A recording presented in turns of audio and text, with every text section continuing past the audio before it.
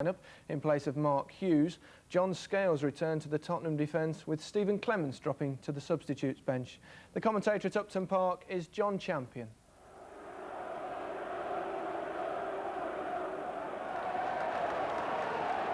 Tim Breaker. Hit long for Kitson. Scales lost him and then recovered with an excellent challenge.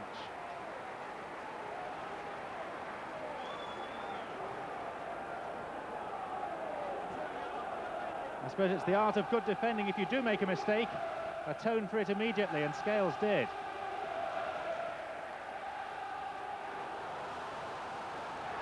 Lazaridis. West Ham have made a bright start here. Hartson and Kitson waiting. It's Hartson! And West Ham take the lead.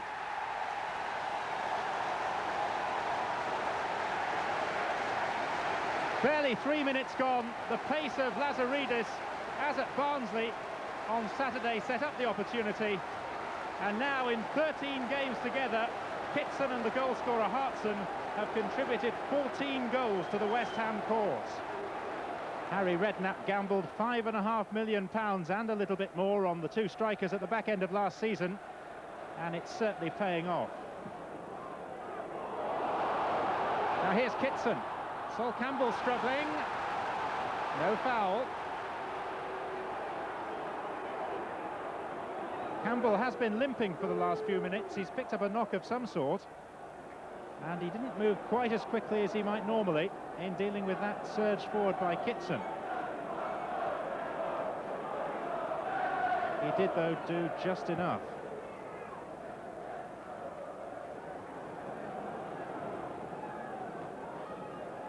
Lomas with the throw. There is Reaper.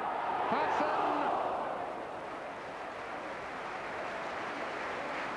That really tested the reflexes of Mr. Walker.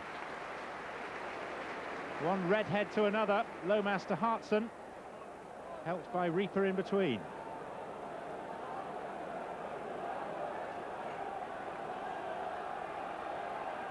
The corner will be taken by Lazaridis.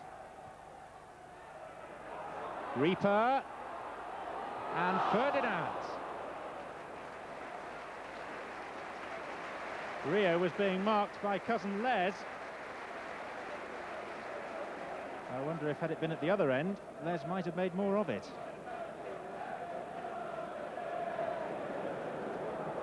Not the start to the season that Jerry Francis had planned. Lazaridis. Two have gone with him. Still the cross came in.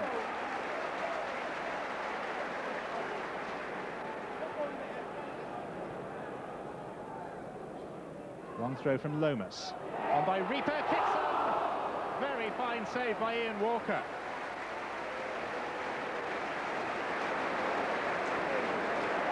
Not the first time tonight that he's saved his team from a close-range header when the marking had gone awry. Berkovitz with the kick. It'll fall to Lomas, and it was deflected off Hartson, who, in all honesty, didn't know that much about it. Nor, for that matter, did the goalkeeper Walker, who, by the time the ball arrived, was lying helpless on the ground.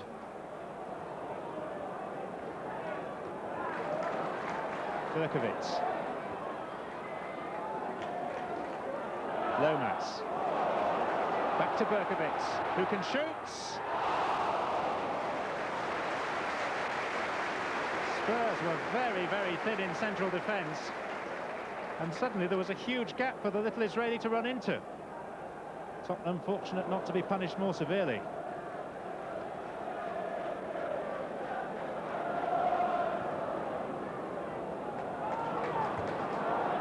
Edinburgh. Everson, here's Alan Nielsen. Tottenham's first real chance. And a good stop by the tall McCloshko. When you're 6'5" like McCloshko is, it takes time to get down to that sort of effort. Howells. Ginola. Les Ferdinand. Brave save by McCloshko. The only sniff of goal that Les Ferdinand has had so far. bravely snuffed out by the significant figure of Mikloško.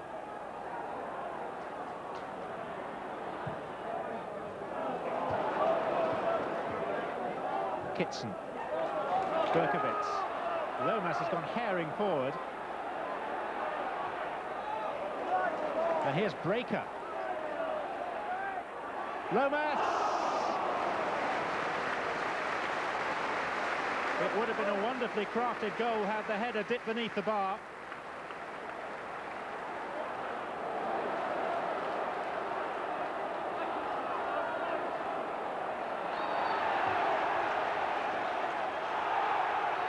Getting unnecessarily involved, and Lomas stupidly as well joining the fray. The referee is standing back and hoping that some peacemakers will emerge.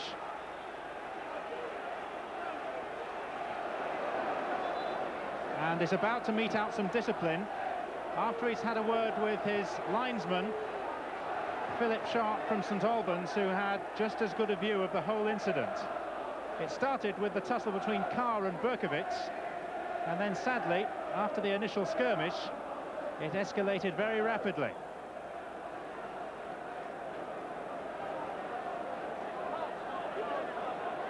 As one area of the fracas was calmed down, another seemed to break out. And the scenes were particularly ugly. Steve Lomas is purposely not looking at the referee, but he is one of those that Stephen Lodge wishes to speak to, I would imagine, at some length. So too is Stefan Iversen.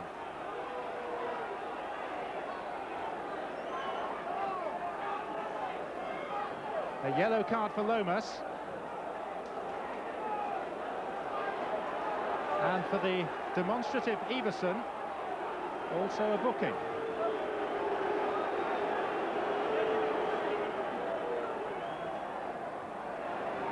Lazaridis. Is that too far for Berkovitz? No, it isn't. It's Al Berkovitz.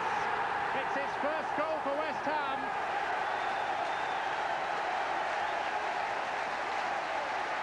And for a man who considered joining Tottenham in the summer, he seems to have no split loyalties at all, judging by the celebration. It was Lazaridis who set up the first goal for Hartson, and now he's repeated the trick for the little Israeli international, who was such a threat for Southampton last season, and may well be the same for the Hammers this.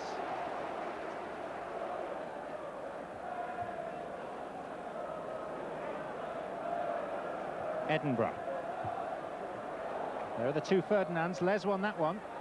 Howells. Difficult for Reaper, could let in Nielsen. And Reaper's dallying called Mikloško into action. A kick at thin air.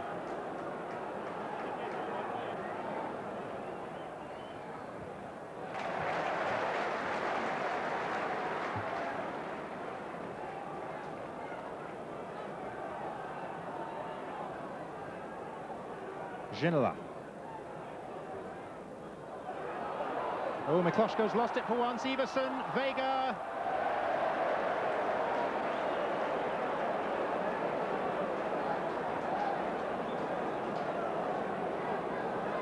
Tottenham have had so few chances overall that they can scarcely afford to waste ones like this.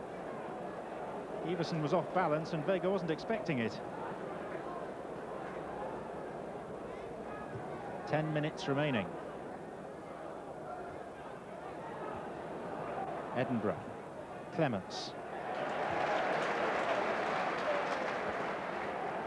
Quickly taken throw to Sinton. Les Ferdinand! That gives Tottenham hope. With barely 8 minutes to go.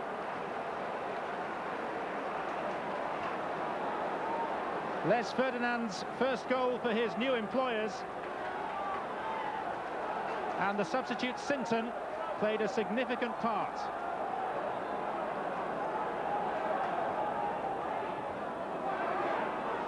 Paul Kitson. Lazaridis. He set up 2 goals. How about making a hat-trick? Lampard flags up against Hartson.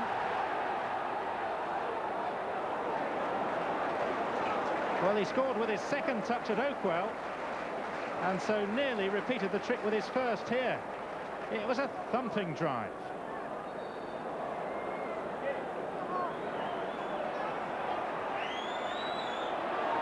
Spurs need to hoist this forward as swiftly as possible, which they've done. Vega.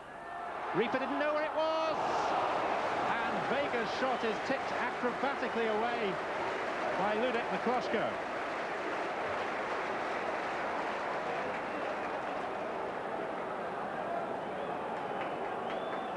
The player from the Czech Republic has been on pretty good form tonight. Howells.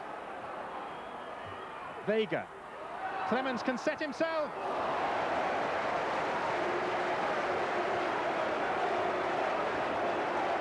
Is that Tottenham's last opportunity?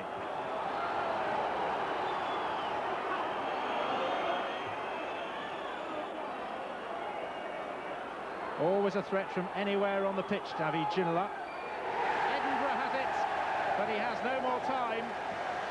And West Ham record their second successive victory. Les Ferdinand's late goal was not enough. He enjoyed a battle royal with his 18-year-old cousin Rio, who is very definitely one for the future. But West Ham's start to the season now is their best for 11 years. Berkovitz, their new man from Maccabi Haifa via Southampton, got what proved to be the winning goal.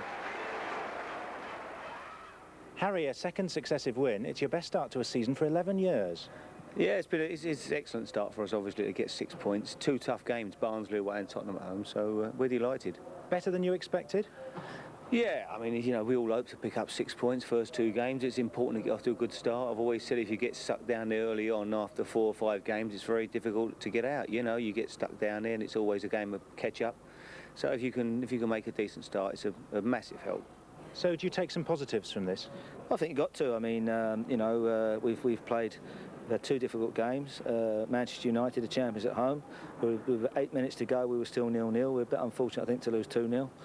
Today, certainly the first half hour wasn't very good from our point of view, but certainly the second half was a lot better, and certainly I felt we deserved something out of the game, and if we'd have got an equaliser, I don't think you could have said that we didn't deserve it. It was Ferdinand against Ferdinand. Yeah. What did you make of that particular battle? I'm a big fan of Les Ferdinand. I think he's a tremendous player, but the young kid, you know, Rio tonight was outstanding. You know, without getting too carried away and, you know, wanting to put too much pressure on the kid, he's an outstanding prospect. He really is an amazing talent. We'll have the chance shortly, Rio, to ask Les what he thinks of Rio. So what does Rio think about Les, having played against him for the first time? Obviously, he's a great player. Going into the match, he's got such a reputation, you know, and he does get you on your toes a lot earlier in the game, and you go into the game thinking you've got to do certain things to combat him. And then he came in the game and he's ever so strong, he's very quick, and he's got so much awareness, and he can pull off your light. You don't know where he is sometimes. He's got everything, to be honest. He's a great striker, as I've heard before. Les, we've asked Rio what he thinks of Les, and he was very complimentary. So what does Les think of Rio? Oh, I think, you know, he's given the displays consistently now that people have been talking about over the last year or so, and he seems to be settling this side very, very nicely. Well, Alan, a terrible start to